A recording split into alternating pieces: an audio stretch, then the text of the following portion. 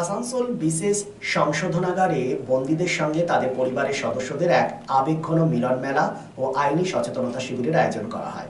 এই মানবিক উদ্যোগে দীর্ঘদিন ধরেই যোগাযোগ বিচ্ছিন্ন থাকা পরিবারগুলির সঙ্গে বন্দীদের দেখা করানোর ব্যবস্থা করা হয়, যা প্রশাসন ও জেলা আইনি পরিষেবা কর্তৃপক্ষের যৌথ প্রয়াসে সম্পন্ন হয়। দীর্ঘ বছর ধরে প্রিয়জনদের দেখতে না পাওয়া বন্দীরা তাদের পরিবারের সদস্যদের কাছে পান, ফলে এক আবেগপ্রবণ পরিবেশ তৈরি হয়। কি বক্তব্য উঠে এলো শুনুন।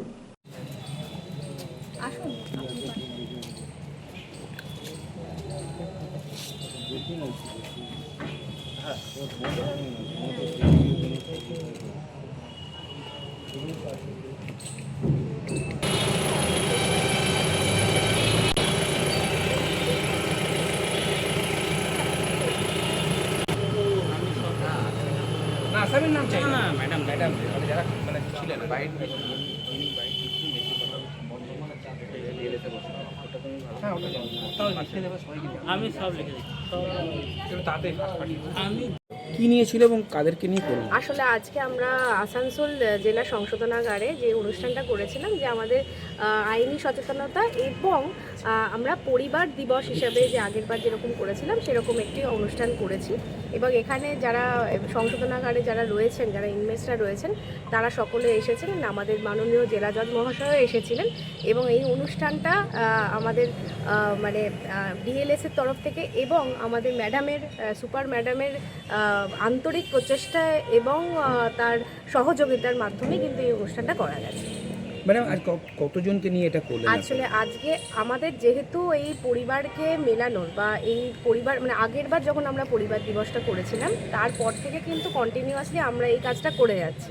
এমন করছি না যে আমরা আবার এক বছর পরে করব বলে সেগুলো জমিয়ে রাখছি।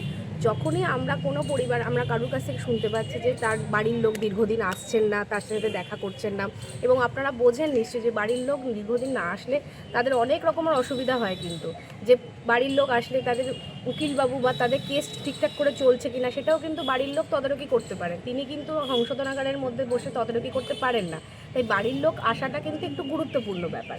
আর দ্বিতীয় কথা হলো যে একজন মানুষ যে কিনা কারাগারের মধ্যে দীর্ঘদিন রয়েছে, তার বাড়ির লোকের সাথে যদি তার যোগাযোগ বিচ্ছিন্ন হয়ে যায় এবং সম্পূর্ণ পরিমাণে সে যদি এটা বুঝতে পারে যে তার কাছে তার বাড়ির লোকের কাছে তার কোনো মূল্যই নেই, সে কিন্তু এই সংশোধনাগার ছাড়তেও চাইবে না।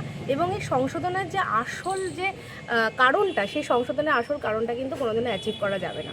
তো সেই কারণে এই পরিবারদেরকে কিন্তু আমরা এই মাঝখানে অনেকের সমস্যা ছিল, তাদের মধ্যে কেউ কেউ হয়তো এখন বেল পেয়ে গেছেন, বাইরে চলে গেছেন, তাদের কিন্তু আমরা পরিবারের সাথে দেখা করিয়েছি। এই কারণেই কিন্তু আগের বার যতজনকে আমরা শনাক্ত করেছিলাম যে তাদের পরিবারের লোকের সাথে তাদের দেখা হচ্ছে না, এবারে কিন্তু সেই সংখ্যাটা অনেকটা কমে এসছে, কারণ মাঝখানে কিন্তু আমরা অনেকেই তাদের পরিবারের সাথে দেখা করিয়েছি এবং তাদের মধ্যে যে সেন্স অফ কারেকশানটা সেটা কিন্তু আমরা উদ্বুদ্ধ করার চেষ্টা করেছি। আজকে পরিবারের লোকের সাথে দেখা করে মানুষদের মানে তাদের কীরকম লাগলো বা তাদেরকে আসল কথা হলো যে আজকে যে আমরা যে উদ্যোগটা নিয়েছিলাম, যে 4 জনকে আমরা শনাক্ত করেছিলাম যারা অনেক দিন ধরে সংশোধনাগারে রয়েছেন এবং মাঝখানে তাদের পরিবারের সাথে যোগাযোগ বিচ্ছিন্ন হয়ে গেছে কোনো একটা কারণে, কোনো একটা ধরুন ইস্যুতে, যে অনেকে যেটা হয় আর কি, যে কোনো যে কারণে ওনারা আছেন সংশোধনাগারে, পরিবারের ওপরে তার একটা বড় ইম্প্যাক্ট পড়ে এবং সেই কারণেই কিন্তু অনেক সময় পরিবারের লোকজন আসতে চান না। সেটাকে অনুধাবন করেই কিন্তু আমরা মাঝখানে ইন্টারফেয়ার করে তাদেরকে বোঝানোর চেষ্টা করি।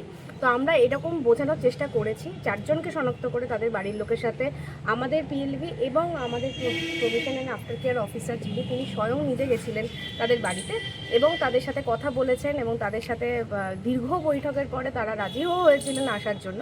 কিন্তু কোনো কারণে 4 জনের মধ্যে কোনো পরিবারকেই আজকে আমরা নিয়ে আসতে পারিনি। আজকে সকালবেলা অবধিও আমরা যা খবর পেলাম আমাদের প্যাকো সাহেবের কাছ থেকে, যে ওনারা আসার জন্য রাজি ছিলেন, কিন্তু বিভিন্ন লোকের বিভিন্ন সমস্যা, যে ধরুন কারুর বাড়িতে কেউ মারা গেছেন, যেগুলো আমরা তো দেখতে পাই না, যে তার পরিবারে মানে কি হবে সেটা তো আমরা বুঝতে পারি না ভবিষ্যতে।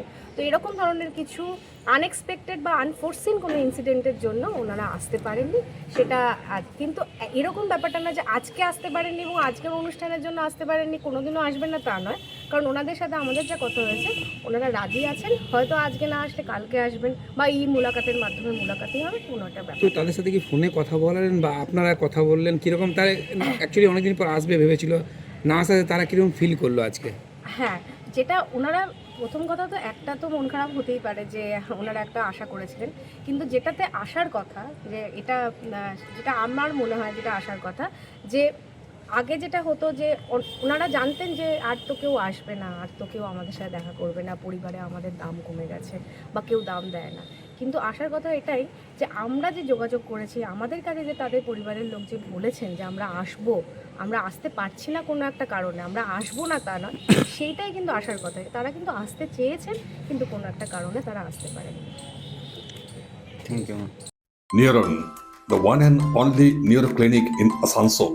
Just a one-step solution of your any kind of neuro problem. Neuron, best consultation for neurosurgery, neurology, nerve, spine and joints. Neuron, বিশিষ্ট চিকিৎসক নিউরোসার্জন ডাক্তার সোহাগ বোসের ঐকান্তিক প্রচেষ্টা। সমস্যার সমাধানে চলে আসুন neuron doctor Sohag Bose, bridge residency, ground floor, GT road, beside AG church school, Asansol. Phone number 8447855165 and 8586976165। রাজ্য তথা দেশের উন্নত চিকিৎসা পরিষেবা সচল রাখতে প্রশিক্ষিত নার্সদের ভূমিকা ভীষণভাবে গুরুত্বপূর্ণ। এই বাস্তব সত্যকে উপলব্ধি করে 2021 থেকে যাত্রা শুরু করেছে Pramathanath Das academy of nursing. Pramathanath Das academy of nursing offers BSc Nursing for 4 years and JNM for 3 years, recognized by INC and WBNS, affiliated to WBUHS. Pramothanath Das Academy of Nursing, quality education that transforms lives. Our facilities: student credit card, Swami Vivekananda scholarship, and education loan assistance. After 10+2, to make a bright future your destination.